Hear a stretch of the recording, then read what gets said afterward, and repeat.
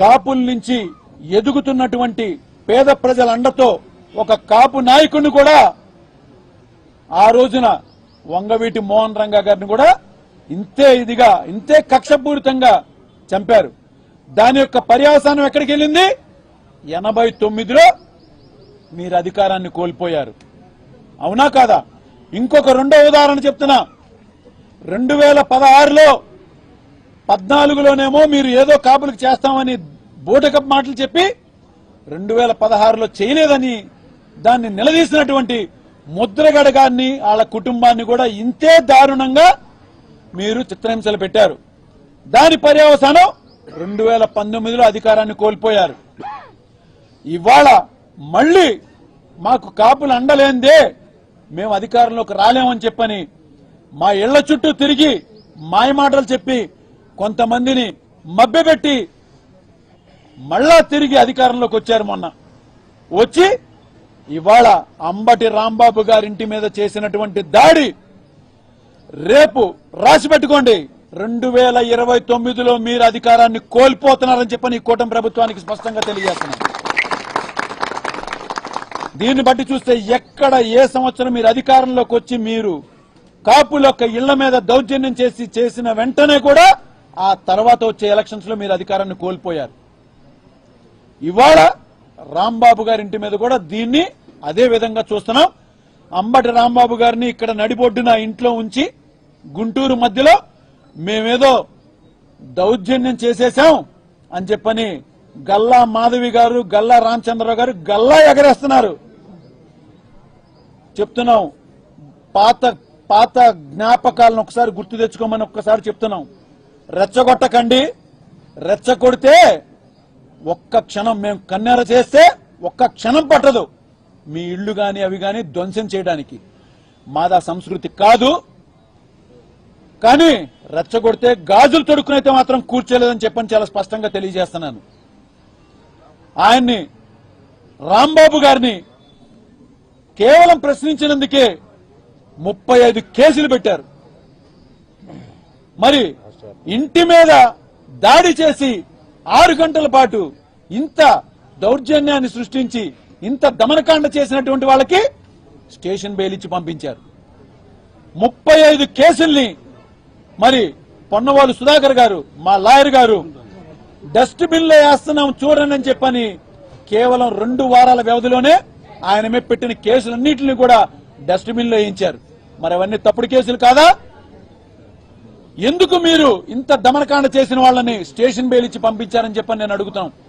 ఇవాళ అంబటి రాంబాబు గారి కుటుంబానికి రోజు రోజుకి కాపుల నుంచే కాదు అన్ని కులాల నుంచి అండ పెరుగుతుంది. ముఖ్యంగా కాపు కులం ఎప్పుడూ కూడా నిలబడి ఉండదని చెప్పి చాలా స్పష్టంగా తెలియజేస్తున్నాం.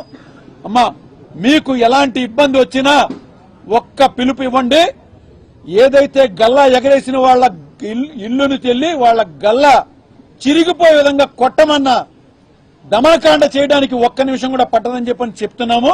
మరొక్కసారి ఈ యొక్క ఇలాంటి ఘటనలు గానీ ఎక్కడైనా కాపు కుటుంబాల మీద గానీ ఎక్కడైనా గానీ చేశారని తెలిసిందా, ఇక అదే మీ అందరికీ చివరి రోజు అని చెప్పని కూడా నేను చాలా స్పష్టంగా తెలియజేస్తున్నాను.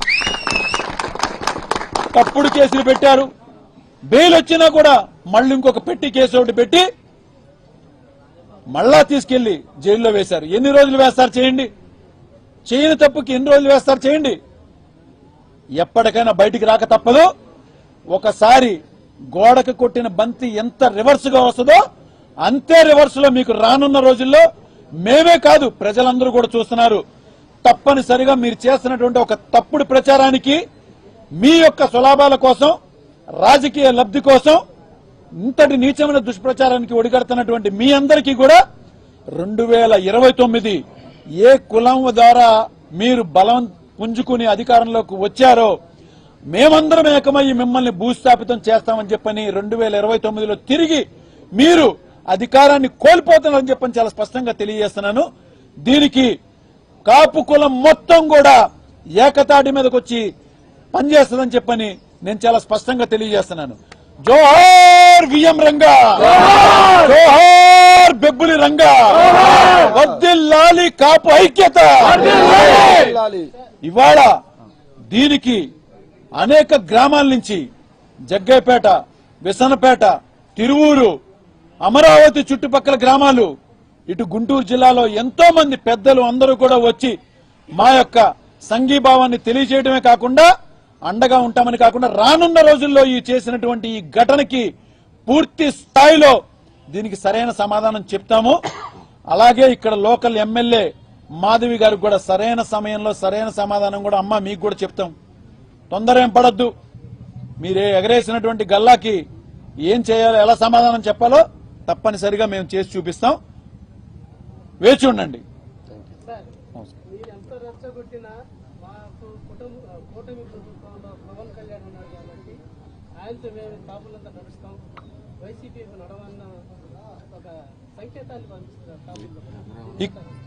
ఇక్కడ నేను మాట్లాడింది కూడా మీకు ఇందాక చెప్పానండి. నేను ప్రతి ఒక్క మనిషి ఇక్కడ ఉన్నటువంటి వాళ్ళందరూ కూడా ఒక్కొక్క పార్టీలో ఉన్నాళ్లే, కానీ ఇవాళ మేము స్పందించినటువంటి దానికి జనసేన వాళ్ళకి కూడా ఇలాంటి పరిస్థితి వచ్చినా కూడా మేము కంపల్సరీ నిలబడతాం.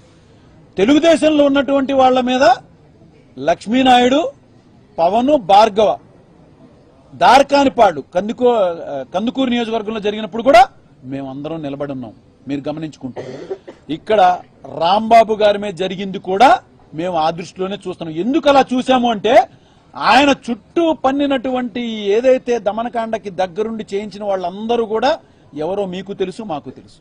దీని వెనకాల ఉన్నటువంటి ప్రభుత్వం ఏదైతే కూటమిలో ముఖ్య పాత్ర పోషిస్తున్నటువంటి కూటమిలో ఎవరయ్యా అంటే తెలుగుదేశం పార్టీ. మరి పవన్ కళ్యాణ్ గారు అండ చూసుకుని చేస్తున్నారంటున్నారు. అసలు పవన్ కళ్యాణ్ గారికి కూటమిలో గుర్తింపు ఎక్కడుందని చెప్పని నేను చాలా స్పష్టంగా అడుగుతున్నాను. ఇవాళ మోడీ గారు 2వ దశ వచ్చినప్పుడు అమరావతికి పవన్ కళ్యాణ్ గారి ఇన్విటేషన్ ఎక్కడుందండి? అక్కడ సిఆర్డీఏ బిల్డింగ్ కట్టారండి. అక్కడ శిలాఫలకం మీద పవన్ కళ్యాణ్ గారి పేరు ఎక్కడుందండి డిప్యూటీ సీఎంగా? ఎక్కడ వైజాగ్ లో జరిగినటువంటి ఒక ఇంటర్నేషనల్ సమిట్ జరిగింది, అక్కడ పవన్ కళ్యాణ్ గారు కనిపించారండి మీకు ఎవరికన్నా? ఇలాగా సరైన అవకాశం ఉన్న ఎక్కడైతే కూటమి గుర్తింపు ఇవ్వాల్సిన చోట పవన్ కళ్యాణ్ గారిని పెట్టకుండా ఇలాంటి వాటికి ఒకవేళ పవన్ కళ్యాణ్ గారిని వాడుతున్నారని అనుకుంటే ఈ కాపులందరూ పవన్ కళ్యాణ్ గారు కూడా వెనక ఉండరండి.